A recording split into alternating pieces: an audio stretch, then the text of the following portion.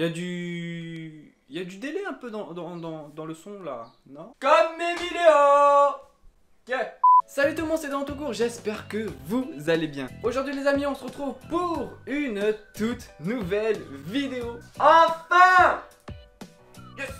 Plus sincèrement, on va savoir si oui ou non je vais acheter la PlayStation 5 avec mes conditions actuelles, mais aussi vous donner une petite idée de si vous allez acheter la PlayStation 5 dans vos conditions. En tout cas les amis, n'hésitez pas à laisser un petit pouce bleu et donner votre avis dans les commentaires, ça aiderait au référencement et surtout, bah ça m'intéresse.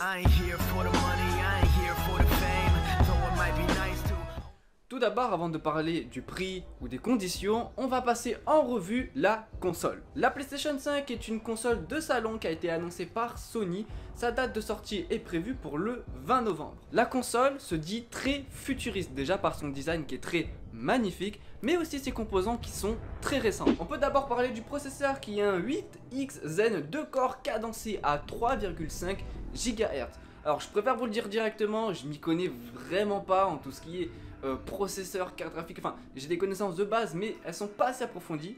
Tout ce que je peux vous dire c'est que c'est un processeur dans les dernières générations et qu'il est très performant. Parlons ensuite de la carte graphique. Il s'agit d'une carte graphique de 10.28 FOB 36 CU16 à 2,23 GHz. Là aussi les amis, je peux pas vraiment vous aider, je sais juste aussi que ça a une très bonne puissance actuelle et que ça permet aussi le ray tracing. Concernant la RAM, c'est probablement 2 barrettes de 8 Go de RAM qui sont stockées dans cette console, ce qui fait un total de 16 Go de RAM. Jusqu'à là, je sais lire, c'est pas un problème. Concernant le stockage, les amis, là on commence à rentrer dans quelque chose de très qualitatif, notamment un SSD. Un SSD c'est quoi? Contrairement à un HDD et à un SSD, un SSD sera beaucoup plus rapide à lire un jeu, à ouvrir des paramètres, à ouvrir un jeu, à télécharger des applications ou même télécharger les jeux. En l'occurrence là on a un SSD de 512, ce qui est vraiment pas mal mais ce qui est pour moi trop peu parce que un SSD de 500 Go c'est déjà extrêmement cher, on va pas se mentir. Mais surtout que c'est pas assez avec tous les nouveaux jeux qui vont arriver. On a déjà l'exemple avec Call of Duty qui fait 200 Go, ce qui est juste énorme. Passons ensuite au lecteur optique. Donc ça, c'est du Blu-ray 4K. Je sais pas trop ce que c'est. En vrai, je crois que c'est la capacité à lire un CD ou un jeu en 4K. Ensuite, on a la résolution maximale qui est de 8K. C'est juste énorme. Mais je tiens à vous préciser que jamais de votre vie, à part si vraiment vous avez un setup de dingue, vous ferez de la 8K sur votre télé. C'est pratiquement juste impossible.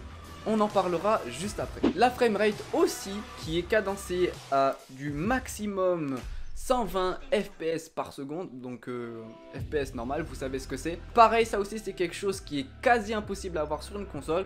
On en rediscutera après. Concernant la framerate, alors la framerate c'est quoi? Ce sont les FPS que la console peut vous offrir. Comme un PC peut vous offrir 60 FPS, 144 FPS et peut aller bien plus loin. Là, la PlayStation 5 vous offre un maximum de 120 FPS. Je tiens à préciser que à titre comparatif, la PlayStation 4 faisait du 30 et du 60 FPS. Donc là, on a quelque chose de bien plus gros, tu vois. Mais je tiens aussi à préciser que pratiquement comme la résolution de 8K, ça sera très rare que votre jeu soit en 120 FPS. On en rediscutera aussi après, mais retenez que la 8K, le ray tracing ainsi que les 120 FPS ne sont pas atteignables les trois simultanés. C'est impossible, on en rediscutera après. Concernant la manette, vous l'avez vu dans le live de PlayStation ou bien avant, la manette a un style futuriste avec un design juste incroyable. Assortie à la PlayStation 5, on peut dire que elle et la console font vraiment la paire. Il est dit aussi que la réalité virtuelle sera possible, ça on n'est pas étonné, c'était déjà présent sur la PlayStation 4. Une rétrocompatibilité avec les jeux PlayStation 4, pourquoi pas, c'est plutôt sympa en vrai. Je tiens à préciser les amis que je ne suis pas un grand connaisseur Alors peut-être que je dis c'est faux, mais j'ai fait pas mal de recherches, donc je suis a priori sûr de ce que j'avance dans cette vidéo. Je tiens aussi à préciser que depuis déjà un très bon moment, je tiens sur ma story Instagram, donc une story épinglée, plusieurs informations qui sont sorties sur la PlayStation 5. Donc vous avez tous les screens actuellement qui s'affichent sur votre écran et on peut dire que j'étais déjà plutôt bien préparé. Est-ce que du coup avec tous ces composants on n'irait pas acheter cette bête de console de salon qui est juste incroyable? Eh bien je vais vous répondre pour l'instant que non. Pourquoi? Tout simplement parce que déjà j'ai le prix en tête et je vais pas l'utiliser maintenant, mais vous allez voir juste après que c'est quand même pas mal abusé. Mais surtout que contrairement à un PC, la PlayStation 5 ne peut pas s'upgrade. Ce que je veux dire par là, c'est qu'un PC comme vous voyez juste derrière moi, il y a les composants juste en dessous. J'ai un processeur Ryzen 5 2600. Pas où vous allez me dire, ok, mais ça change, je peux en acheter un et le changer.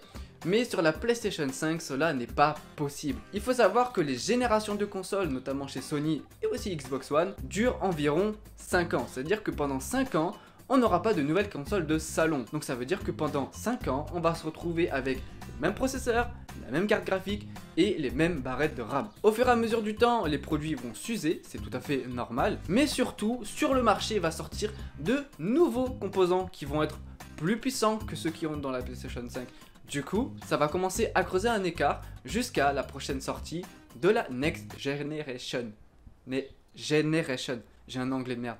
Tout à l'heure, je vous ai parlé de garder en tête précisément le Ray Tracing, le 120 fps et enfin le 8K, la résolution que offre la console. Est-ce que les trois simultanément sont possibles? Eh bien je vais répondre que non malheureusement.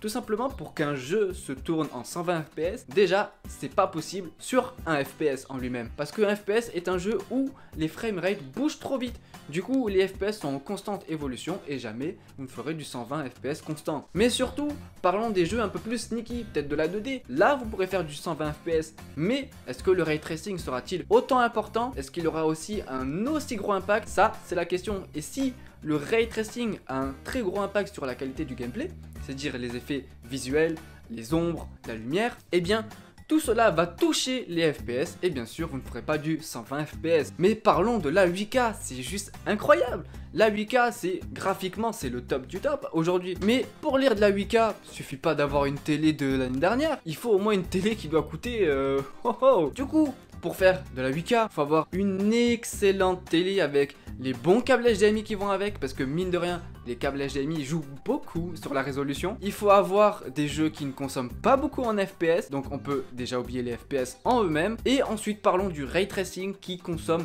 beaucoup d'FPS. Pour ceux qui ne savent pas le ray tracing, je vous mets une vidéo dans la description qui vous explique en gros c'est quoi le ray tracing, mais grosso modo c'est quelque chose qui améliore à vraiment des grosses conditions incroyables, des effets lumière, des effets de réfléchissement de la lumière et des ombres qui est juste totalement incroyable. N'hésitez pas, une vidéo est dans la description pour vous expliquer. Actuellement, quand je vois tous ces composants, je me dis vas-y, je pré-shot le prix, tu vois. 450 ou alors 600 euros. Et j'avais tapé dans le mille car je vous rappelle que je tenais une story épinglée sur mon Instagram. Et devinez quoi, la console se vend au prix de 499 euros, la édition CD je crois. Et pour l'édition digitale, elle se vendra aux alentours de 599 euros. C'est en tout cas ce que affirme l'entreprise Amazon, comme le screen que vous voyez actuellement. En tout cas, je remercie le Twitterman qui nous a posté ce joli petit tweet, car sans lui, je n'aurais pas eu cette jolie information. Mais comme je vous l'ai dit que j'ai continué à pré-shot le prix, je n'ai pas pré-shot que ça, j'ai pré-shot quelque chose d'autant important. Je parle du coût de production. D'après Snapgate, le coût de production de la console, donc de la PlayStation 5, coûterait, en tout cas pour l'édition normale, 416 euros. Mais quelque chose qui m'a beaucoup taraudé l'esprit, c'est que en France, la vente à perte est interdite. Vous le savez, vendre à perte en France est strictement illégal, mais cela n'est pas illégal aux États-Unis. En effet, d'après Snap Games, l'entreprise Sony voudrait vendre la PlayStation 5 à perte aux États-Unis, ce qui est bien sûr impossible en France. Mais du coup, pour être rentable, me direz-vous, mais comment font-ils? Eh bien, tout simplement, ils vont se rattraper sur le online qui sera potentiellement plus cher et les jeux qui seront aussi eux-mêmes potentiellement plus chers. Bon les gars, moi je pars aux États-Unis, console à 416 euros au moins, c'est beaucoup mieux que 499. Salut! Nous sommes en guerre. Bon, calmons-nous tranquillement là, redescends. Après le live de la PlayStation 5 qui était juste incroyable, la stratégie de communication était parfaite. Là tu vois, j'imagine un petit peu la Sony comment ils sont là.